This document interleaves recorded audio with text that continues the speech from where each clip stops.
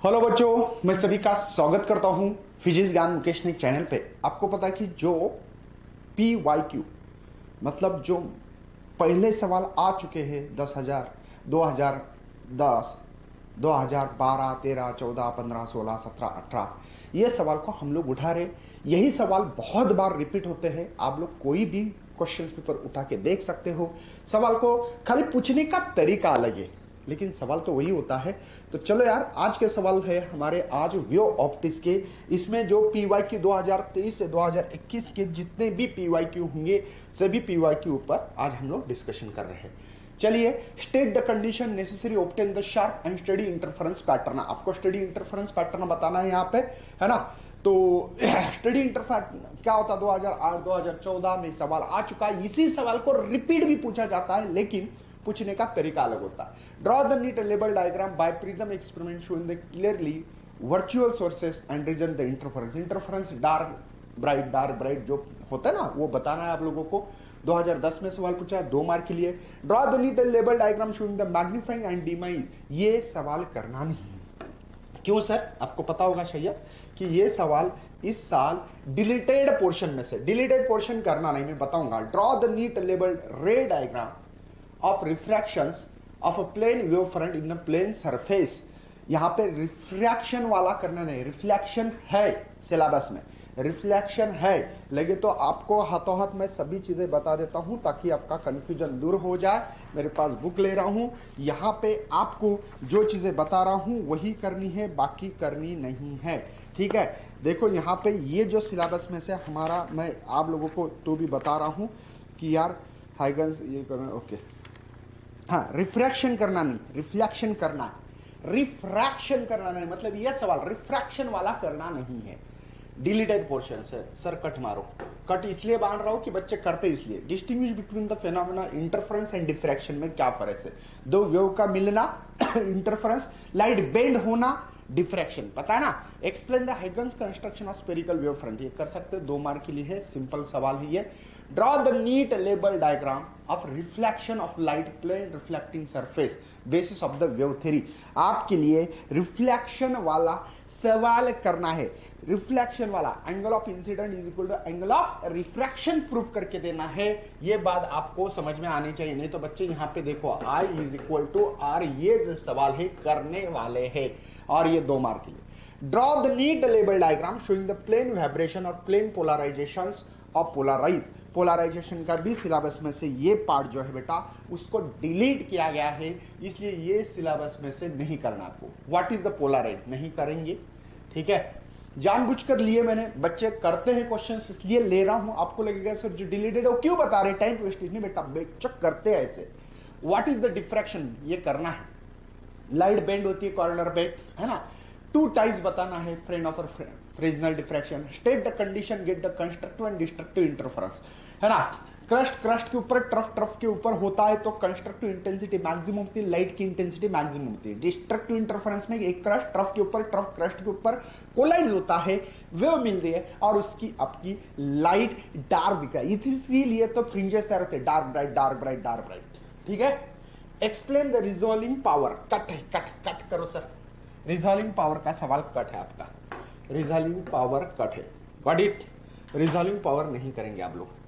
Next, using the analytical method obtain the experiment path difference between the interference light wave, show the bright and dark band, produce the alternative interference light. Dark bright आपको दिखाना है बस, dark bright, ठीक है। ये सवाल उसके बाद में नहीं करेंगे आप लोग, इसको कट मारनी है। क्यों? क्योंकि सर ये बाय प्रिज्म ये नहीं करते, ओनली ये नहीं है हमारे सिलेबस में। What is the resolving power नहीं, देखो सिलेबस में से इतने सारे कट हो चुका है। Describe the biprism experiment, calculate the wavelength of monochromatic और नेसेसरी डायग्राम। मोनोक्रोमैटिक वेवलेंथ दिखानी है with the help diagram. How to non polar dielectrical material polarize external, नहीं ये डिफाइन द पोलराइजेशन, नहीं ये नहीं करेंगे हम लोग, ठीक है। 1 मिनट। नेक्स्ट, नहीं इससे भी पहले वाला था, हाँ यस। उसके बाद में यूजिंग द एनालिटिकल मेथड, ये सवाल कर लो बेटा, 3 मार्क नहीं 4, मैं तो बोलूंगा 4 मार्क के लिए आने के चांसेस है, ठीक है। यूज द एनालिटिकल, आपको पता है ना, यहाँ पे ये ऐसे करते ये है ना, यहाँ पे ये सेंट्रल ब्रॉडबैंड होता है, ये करते हैं ऐसे, इसका डिस्टेंस डी लेते, इसका स्मॉल डी लेते, डी बाई डी करते, पता है ना, ये यहाँ से डिस्टेंस, ये हम लोग obtain the expression for difference between the light of view, ये करना है इसमें से। चलिए आगे बढ़ते हैं। Obtain the expression of path difference and fringe width. Fringe width x पता है ना आपको, फ्रिंज विड्थ निकालते हैं जो सेंट्रल ब्रॉडबैंड से पहला ब्रॉडबैंड, दूसरा, तीसरा या डार्क कितना अंतर है उसको दिखाने का काम करता बेटा ये।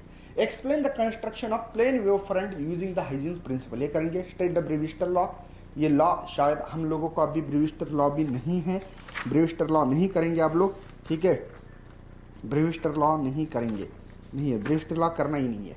ओके नेक्स्ट आगे बढ़ता हूं। Explain the refraction of light on the basis of your theory, prove the law of refraction. Refraction law को करने वाले हैं डिलीटेड, क्योंकि ये डिलीटेड सिलेबस है।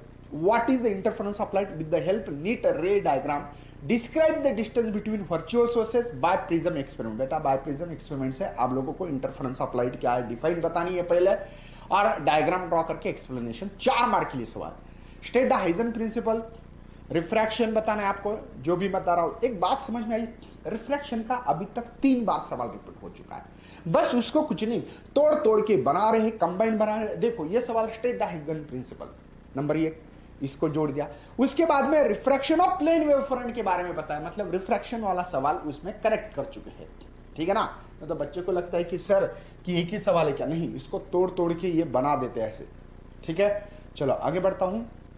Give the analytically treatment of interference band hence obtain the expression of fringe width, मतलब आप लोगों को यहां पे है ना बताना पड़ेगा कि सेंट्रल ब्राइट बैंड से पहला ब्राइट बैंड कितने दूर है अंदर, या पहला डार्क कितना दूर है ना, या 5वां डार्क कितना है, ये निकालने के लिए मैंने जो डायग्राम ड्रॉ की थी, याद होगा आप लोगों को, अभी वही डायग्राम के बारे में वो बता रहे। देखो ये है ना, ये स्क्रीन थी हमारी, ये 2 सोर्सेस है बेटा, S1 है, S2 है, यहाँ से यहाँ जो अंतर होता है उसको कैपिटल डी कहते हैं, यह सेंट्रल ब्राइट बैंड है। ये हमारी यहाँ पे ऐसे कनेक्ट करते थे, ये स्मॉल डी होता है, ये डी बाई डी होता है, पता ना, ये इसको हम लोग सेंटर बैंड से यक्स बोलते हैं। ये जो डायग्राम आपके बुक्स में दी है इसको हम लोग नहीं क्या पाइथागोरस थ्योरम इस्तेमाल करके हम लोग नहीं क्या पाथ डिफरेंस निकालते हैं, वो निकालना है। On the basis of Huygens wave theory of light, prove that the velocity of the light rare medium greater than the velocity of denser medium, ठीक है। ये भी नहीं करना है, मोनोक्रोमेटिक लाइट नहीं, डिमिनिश इमेज नहीं डिमिनिश होती है हमारी यहाँ पे। ये 5 मार्क के लिए सवाल भी नहीं है आपके मालूमात के लिए, ठीक है। तो ये सवाल आप लोगों को करने हैं कोई भी हालत में, ओके। तो जो बच्चे करेंगे वो टिकेंगे।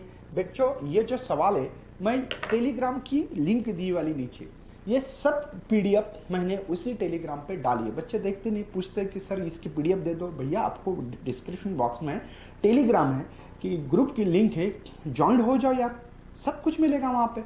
तो चले यार, बाय करते, मिलते हैं अगले लेक्चर में, तब तक करता हूँ bye and thanks for watching this video and best of for your study and your future plan.